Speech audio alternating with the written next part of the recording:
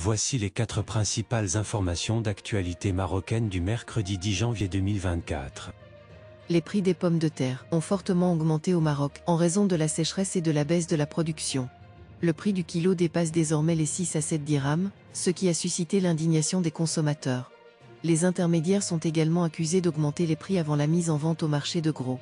Cette hausse inattendue a provoqué la colère des Marocains. La Banque mondiale maintient ses projections de croissance économique au Maroc pour 2024 et 2025, avec une prévision de croissance du PIB de 3,1% en 2024 et 3,3% en 2025. La banque souligne la capacité du Maroc à faire face au choc économique.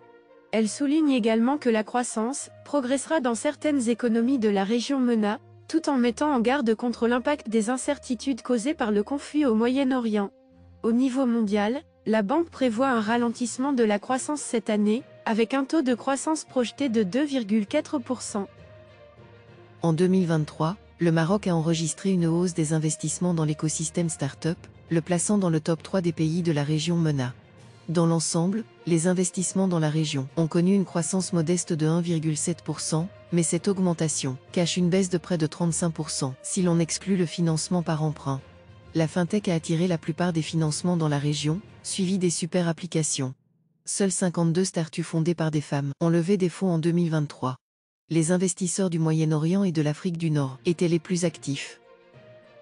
La Caisse nationale de sécurité sociale, CNSS, au Maroc a mis en place une mesure permettant d'annuler les créances des travailleurs non salariés qui ont accumulé au moins 3 mois d'arriérés de cotisations sociales en 2023.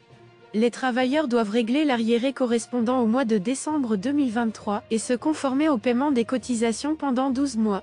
Après le premier paiement, il y aura une période de stage de 3 mois pour l'ouverture du droit à l'assurance maladie obligatoire de base. Le paiement peut être effectué en ligne ou via les points de proximité.